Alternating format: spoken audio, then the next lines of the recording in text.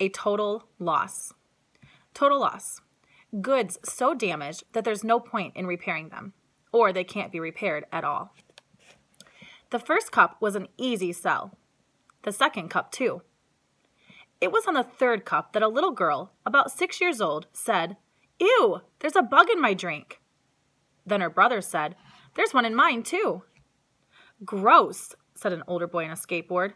"There are like 3 in mine. I want my money back, man," he said, dumping his lemonade on the ground. The mother of the little girl and boy looked into their cups carefully. "I think you need to check your lemonade, honey," she said to Evan. Evan unscrewed the cap and everyone looked in. The surface was swimming with dead bugs, fruit flies, worms, and a soggy brown caterpillar. "Oh my goodness," said the mother. The boy started spitting on the ground like he was going to die. The girl started wailing, "Mommy, I drank bugs. I have bugs in my tummy." Evan couldn't believe his eyes. How did this happen? Did they crawl in somehow? They couldn't have. He had screwed the lid on tightly. He was sure of it.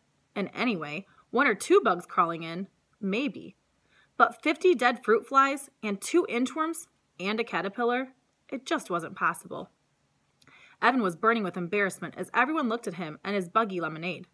Frantically, he reached into the cooler and started to scoop out the dead bugs with his hands. Sweetheart," said the mother, "you can't sell that lemonade." "I'll get them all," said Evan. "I'll get every last one out."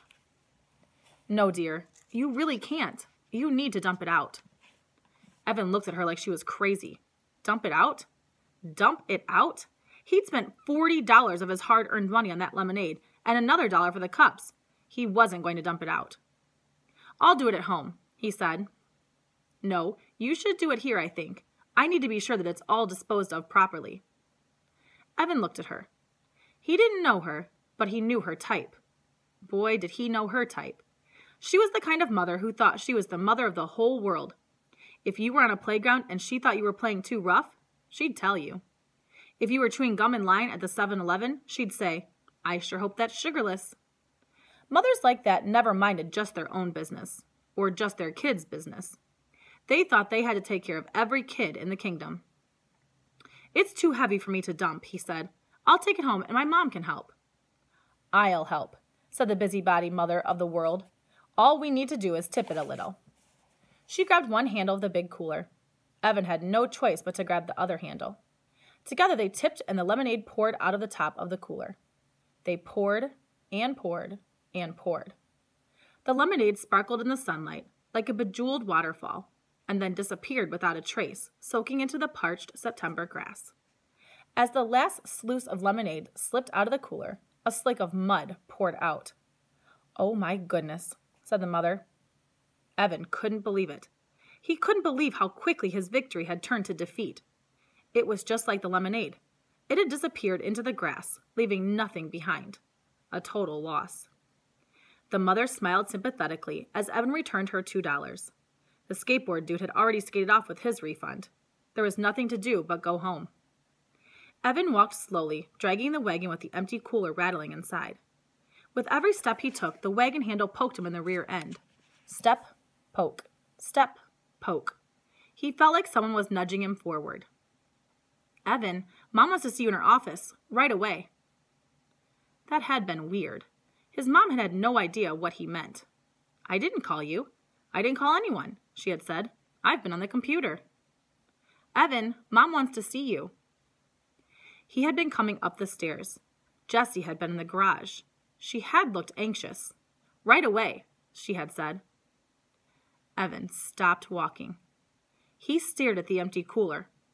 Then he started to run. The wagon bounced crazily along the uneven sidewalk. Twice it tipped over.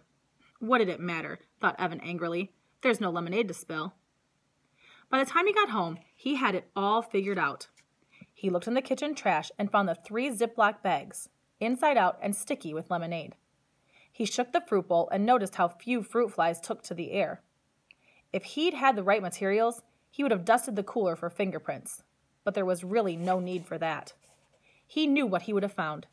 Jessie was all over this one. "That rat! That lousy, rotten, stinking rat of a sister!" he shouted. He went back to the garage and kicked the wagon. He knocked the cooler to the floor. He tore up his Lemonade on Wheels sign into a dozen pieces. He was going to lose. She had $100, he was sure of it, and he had just 62 left.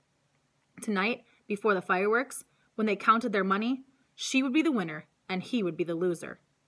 Winner takes all. Loser gets nothing. It was so unfair. Evan stomped upstairs to his room. He slammed the door so hard, it bounced open again. When he went to close it, he was staring across the hallway, straight into Jessie's room. He could see her neatly made bed covered in couche pillows, the poster of Bar Harbor from their trip to Maine this summer, and her night table with Charlotte's Web at the ready. Evan crossed the hall, then paused at Jessie's door. There was the rule about not entering. Well, she'd broken the rules first. Even though there wasn't really a rule about fruit flies and lemonade, it was clearly a dirty trick. Evan walked in and went straight to Jessie's desk drawer. There was the fake pack of gum. Inside, the key. Did she really think he didn't know where she hid it?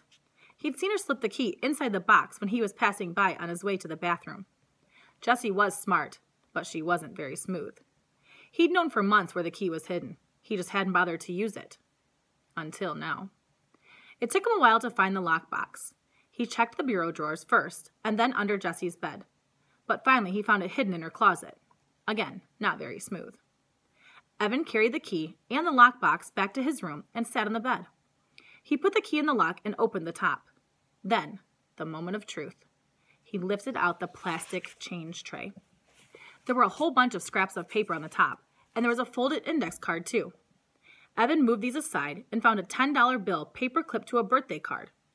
Under that was an envelope labeled Pre-War Earnings, with $4.42 inside it. That was the money Jessie had had before the Lemonade War began. She'd kept it separate, just like she promised. Next to it was a fat envelope labeled Lemonade Earnings. Evan opened the envelope. Inside, the bills were arranged by 1s, 5s, and 10s. All the bills were facing the same way, so that the eyes of George Washington, Abraham Lincoln, and Alexander Hamilton were all looking at Evan as he counted out the cash. $208. There it was, the winning wad. Evan thought of how hard he'd worked that week, in the blazing sun, in the scorching heat. He thought about the cooler full of lemonade pouring into the grass. He thought about handing over his $62.11 to Jessie and how she'd smile and laugh and tell everyone that she'd won the Lemonade War. The guys would all shake their heads. What a loser. Megan would turn away. What a stupid jerk. Evan slammed the lid of the lockbox shut. He stuffed the envelope in his shorts pocket. He was not going to let it happen. He wasn't planning to keep the money, not for good. But he wasn't going to let her have it tonight. When it came time to show their earnings, he'd have $62.11, and she'd have nothing. He'd give her the money back tomorrow, or maybe the day after that, but not tonight. He suddenly felt a desperate need to get out of the house as fast as he could. He shoved the lockbox back into Jessie's closet and the key back into the fake pack of gum. "Hey, Mom," he shouted, not even waiting for her to answer back. "I'm going to the school to see if there's a game, okay?"